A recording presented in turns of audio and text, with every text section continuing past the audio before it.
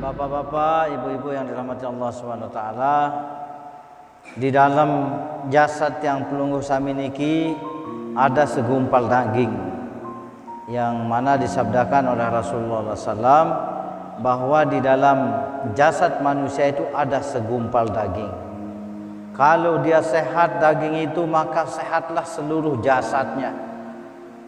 Kalau dia sakit daging itu, maka sakitlah jasad semuanya. Hanya kalau selesai sholat itu kita selalu berzikir. Hati kita ini harus dibersihkan. Dengan apa? Dengan tasbih. Subhanallah, subhanallah, subhanallah 33 kali.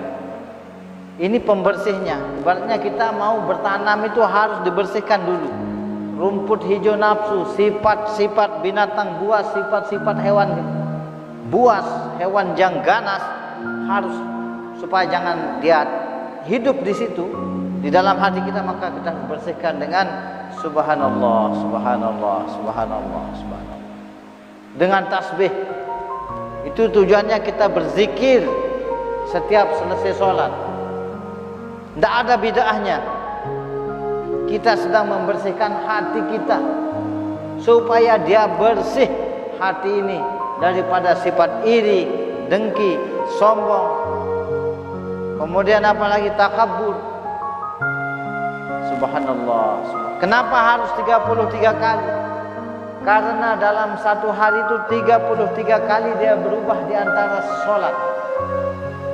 Hati ini 33 dosa mengotori hati kita yang tidak kita sadari, sehingga harus dibersihkan dengan tasbih. Subhanallah, subhanallah, subhanallah. Penyakit manusia yang paling berat adalah penyakit pelit, kikir dan demit. Dan iblis itu paling suka dengan orang yang rajin ibadah tapi pelit melilit. Dimintai sedekah hanya mekejit. Dia ngasih sedikit. Suka sekali iblis. Ini calon teman kita ini. Biarkan dia rajin ibadah. Biarkan dia tidak usah ketinggalan takbiratul ula. Biar dia awet-awet di dalam masjid. Yang penting buat dia jadi pelit. Itu kata iblis. Makanya orang pelit ini, Masya Allah, dia asik zikir sendiri dalam masjid. Zikir. Coba pinjam uang, yang dihitung apanya dulu? Beda persen. Kembalinya berapa persen? Nauzubillah min dzalik. Wa ahallallahu al-bai'a wa harrama riba. Allah menghalalkan yang jual beli dan mengharamkan riba. Paling kecil dosa riba seperti berzina dengan ibu sendiri 40 kali. Auzubillah min dzalik. Bagaimana Pak Ustadz, saya kan cuma jadi saksi saja, ikut dapat dosanya. Saya cuma jadi saksi Pak Ustadz, dapat juga kebagian dosanya. Sehingga mulai di dunia ini orang yang suka main riba akan dihukum oleh Allah. Dijadikan struk, dijadikan kepek stoik. Nauzubillah min dzalik.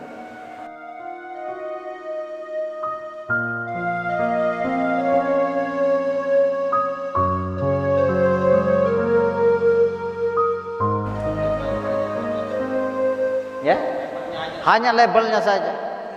Telat setor kena denda. Denda itu riba. Nauzubillah min dzalik. Itu hati manusia. Membersihkannya dengan subhanallah, subhanallah, subhanallah 33 kali. Kemudian setelah kita membaca subhanallah 33 kali, kita langsung ucapkan alhamdulillah. Itu adalah bibit-bibit. Ibaratnya kalau tanah, setelah kita bersihkan, kita masukkan bibitnya. Bibit jagung, bibit semangka, bibit apa saja. Jadi syarat mau sehat tanaman itu pertama dibersihkan, dicangkul, setelah dibersihkan baru dimasukkan bibitnya. Apa bibitnya? Ucapan syukur. Karena apa? Analogi atau kiasan daripada bertanam itu adalah memberi. Ada orang ini mau punya jagung, tapi jagungnya dia simpan di dalam lemari. Kira-kira bisa punya jagung apa tidak? Kan pelit namanya. Pokok sekarang ini saya itu harus punya jagung 500 ton. Dia punya bibit 200 kintal. Tapi dia simpan di dalam rumahnya. Tidak dia keluarkan dari rumahnya dan tidak dia tanam di tanah ladangnya. Kira-kira bisa mengeluarkan jagung apa tidak? Justru jagung yang disimpan itu akan dimakan tikus atau hama. Makanya kita ucapkan alhamdulillah, itu adalah realisasi dari ucapan syukur kepada Allah Subhanahu wa taala, dan itu ibaratnya lah kita bertanam, kita menanam. La in syakartum la azidannakum wa la in kafartum inna azabi lasyadid. Kalau kamu bersyukur saya tambah, tapi kalau kamu pelit tunggu siksaan saya. Firman Allah. Jadi manusia ini diajar melawan akalnya untuk menjadi manusia yang cerdas. Kan tidak masuk akal. Kita ini susah mau cari jagung yang banyak.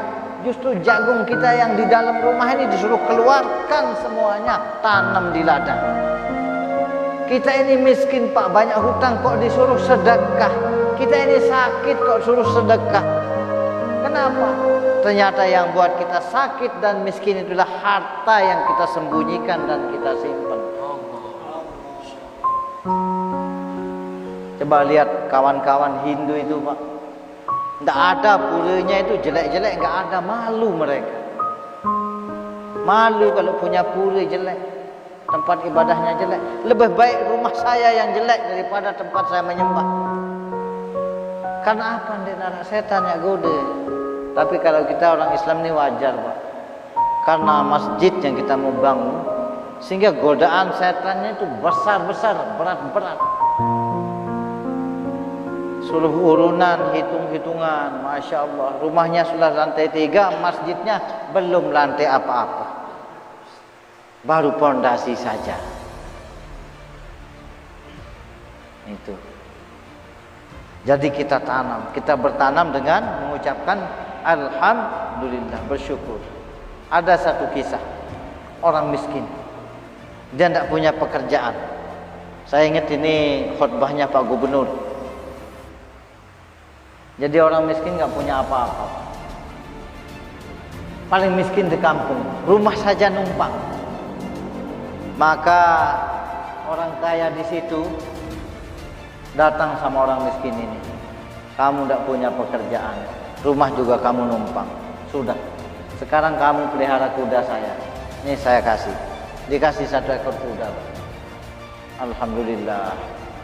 Tapi alhamdulillahnya tidak terlalu senang. Alhamdulillah, betul dia pelihara. Baru dapat 1 bulan, kuda ini hilang Pak. Dikasih tahu sama anaknya, Pak, kuda kita hilang Pak. Alhamdulillah. Dijawab, alhamdulillah. Ya Pak, alhamdulillah. Untung dia hilang, tidak capek kita kan. Datang yang punya kuda, kamu ini saya kasih kuda kok lali sekali, kamu suruh pelihara, kenapa kamu kasih hilang? Pergi dari sini kan. Kamu ini numpang, atas kuasa saya kamu bisa numpang di sini. Alhamdulillah. Larut dia. Diomongin orang, diomongin sama orang kampung. Bapak ini tidak tahu syukur. Sekarang dia diusir, sampai nggak punya tempat tinggal. Sekarang dia diusir. Berita tentang dia dibicarakan, digibah sama orang kampung, sampai sama dia melalui anaknya. Pak, bapak aja yang jadi bahan gibah sekarang. Karena bapak ini dikasih kuda, kasih hilang, sekarang diusir kita Pak. Bapak jadi pembicaraan orang kampung. Sedesa-desanya orang bicara bapak. Apa katanya? Alhamdulillah. Selalu bersyukur. Enggak taunya kira-kira ada 1 bulan dia tinggal di tempat pengusiran ini. tidak punya rumah, tinggal dia di bawah lempengan batu.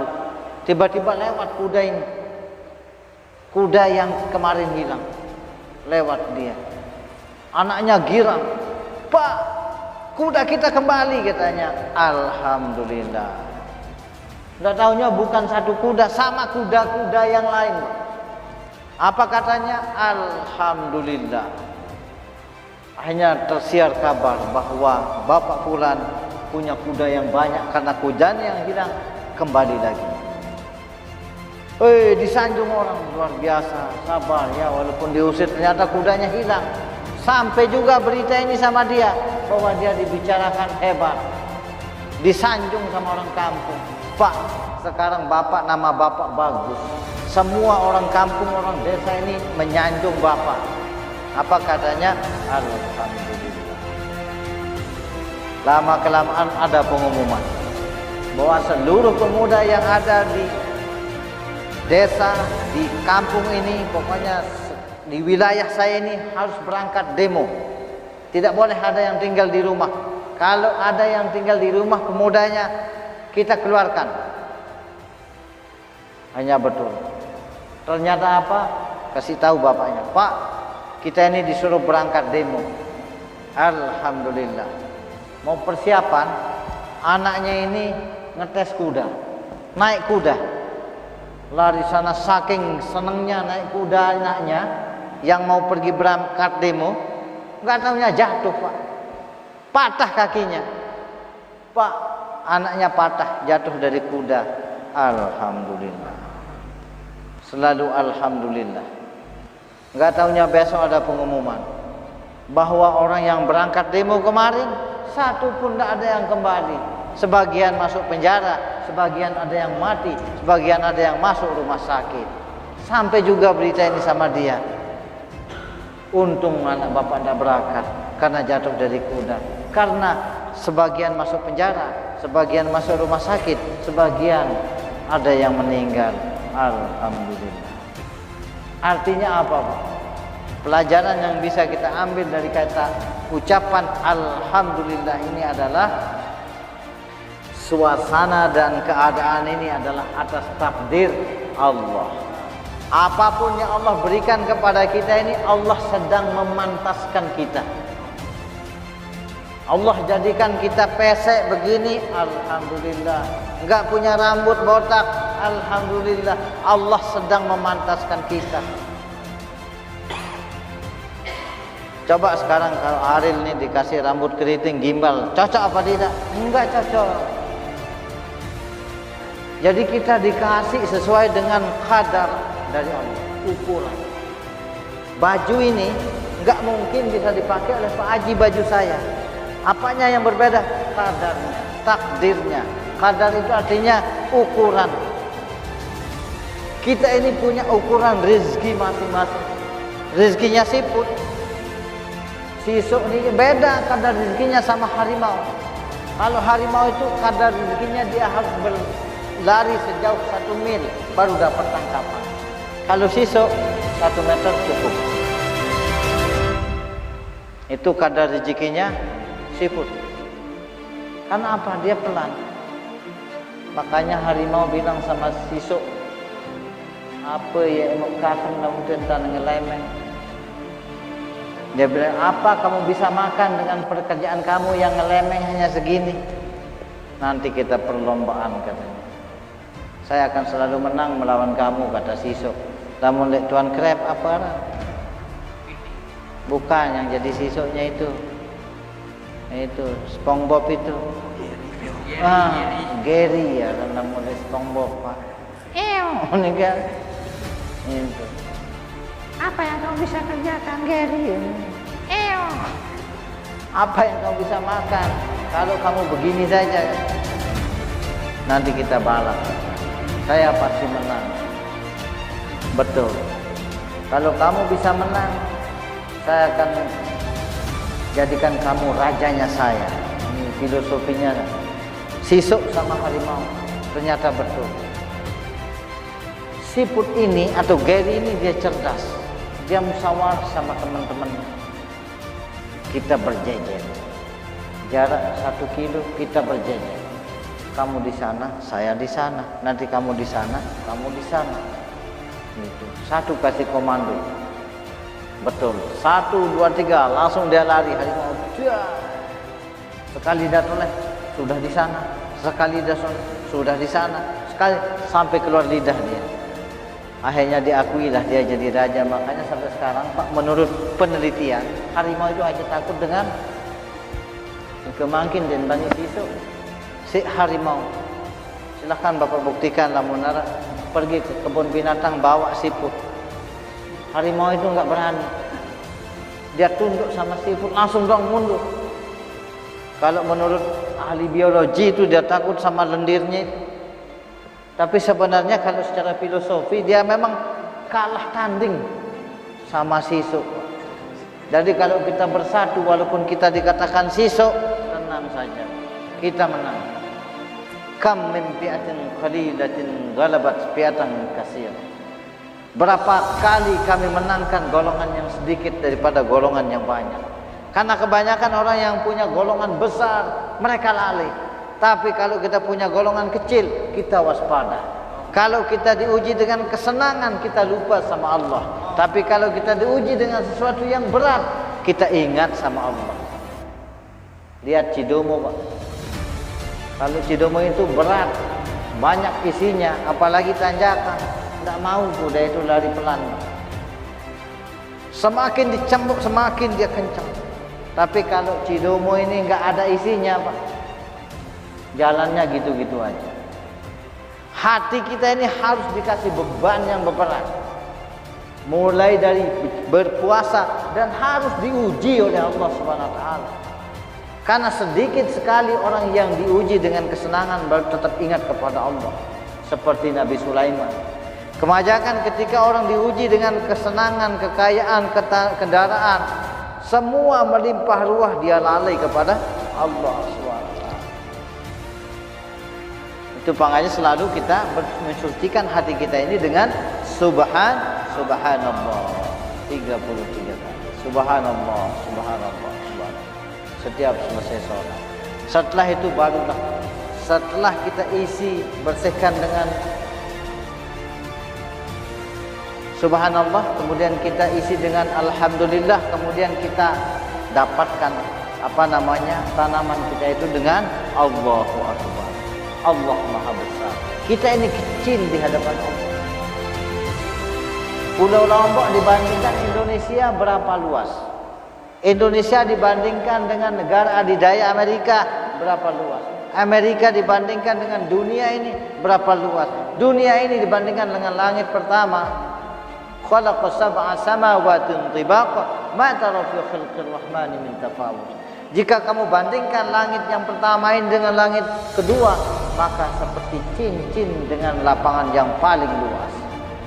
Perjalanan dari bumi ke langit pertama 500 tahun dengan durasi waktu dunia. Jadi kalau kita bandingkan Pulau Lombok ini dengan dusun Nabi ini, dengan jelatang, Pak. Berapa kali jelatang isinya, Pak? Satu Pulau Lombok ini. Satu jelatang ini berapa kali rahimnya ibu kira-kira? Berapa perut perempuan isinya? Coba pada derek ya, mungkin seandainya bisa dicopot ini rahimnya perempuan, langsung deretkan dia di jelatang ini. Berapa juta manusia akan muat di satu jelatang ini? Jadi manusia ini kecil sekali, Pak. Bahkan dari tidak ada menjadi ada, dan nanti akan kembali tidak ada, Pak. Seorang pakar biologi tentang rahim, sel telur manusia, John Lugibit, asal Jerman, tahun 1800, Pak, sudah bisa dia meneliti bagaimana sih besarnya sel telur manusia ini. Ternyata sel telur manusia itu kecil, lebih kecil daripada ujung jarum, sehingga dia ambil dengan alatnya sel telur manusia ini di dalam sperma itu, lalu dia taruh di ujung jarum seperti biji jagung dengan telapak tangan, Pak. Besarnya ujung jarum itu seperti telapak tangan, sel telur manusia itu seperti jagung. Masih lebih kecil sel telur manusia. Tapi kita sombong. Di dalam satu cipratan air mani itu miliaran sel manusia yang masuk ke rahim perempuan itu. Dia centang perenang seperti anak kodok. Dia lari ke opung berjuang mati-matian. Jadi aslinya kita yang hidup ini adalah pejuang dari semenjak kita jadi air mani. Kita ini berjuang untuk hidup. Jadi air mani, cipratan air mani dengan miliaran sel telur ini berdesak-desakan. Dia berlomba-lomba berenang sampai kepada opung. Ternyata yang selamat hanya 1, 2, 3 sampai 4. Adil Allah itu. Kalau seandainya satu cipratan itu yang terdiri dari miliaran sel telur manusia semuanya menetas. Jangankan 1 miliar, Pak. Bagaimana kalau wanita hamil 200 anaknya? 2 saja Pak harus sesar. Berarti dia cukup sekali pengantenan langsung hamil, melahirkan itu sampai mati Pak. Karena 200 sampai 500 sel telur yang harus dia tetaskan. Nganak terus, bernyanyi wah. Hanya melahirkan pekerjaan. Disinilah manusia itu mulai diuji dari sel telur manusia ini yang begitu kecil yang berenang sampai dia kepada opung dan di situ dia menetas menjadi darah. Setelah darah menjadi daging, setelah daging kemudian diberikan roh setelah 4 bulan oleh Allah Subhanahu wa taala. Baru kita keluar ke muka bumi ini. Begitu kita keluar ke muka bumi ini, ketika kamu dulu ada di setetes air mani yang begitu hinanya, setelah kamu menjadi manusia, fahuwa khasimun mubin. Kamu melawan saya dengan nyata firman Allah. Nyata-nyata manusia ini melawan Allah. Diajak sholat tidak mau. Barang siapa yang meninggalkan sholat menghancurkan agama. Dan barang siapa menghancurkan agama, berarti dia itu telah mencuri kepada Allah. Makanya dengan Allahu Akbar, Allahu Akbar, Allahu Akbar, Allahu Akbar 30 kali supaya kebesaran Allah itu masuk di dalam hati kita. Supaya kebesaran Allah ini masuk dalam hati kita. Tidak ada yang bisa memberikan manfaat dan mudarat kecuali Allah. Yang menghidupkan dan mematikan kita ini adalah Allah. Kita sedang diajarkan tentang tauhid, tetapi hari ini tauhid kita sedang mulai dirusak oleh orang-orang kafir. Bertahun-tahun kita diajarkan tentang la ilaha illallah. Inna salati wa nusuki wa mahyaya wa mamati lillahi rabbil alamin. Salatku, ibadahku, hidup dan matiku hanya Allah. Tetapi sedikit kita diuji dengan sedikit penyakit yang kita tidak tahu keberadaannya, langsung kita takut dengan kematian. Bahkan kita meyakini bahwa dialah yang membunuh, dialah yang mematikan kita. Padahal di dalam salat kita sudah bersumpah, inna salati wa nusuki wa mahyaya wa mamati lillahi rabbil alamin. Lalu di mana tempat kita taruh kalimat la ilaha illallah yang sudah bertahun-tahun kita pelajari?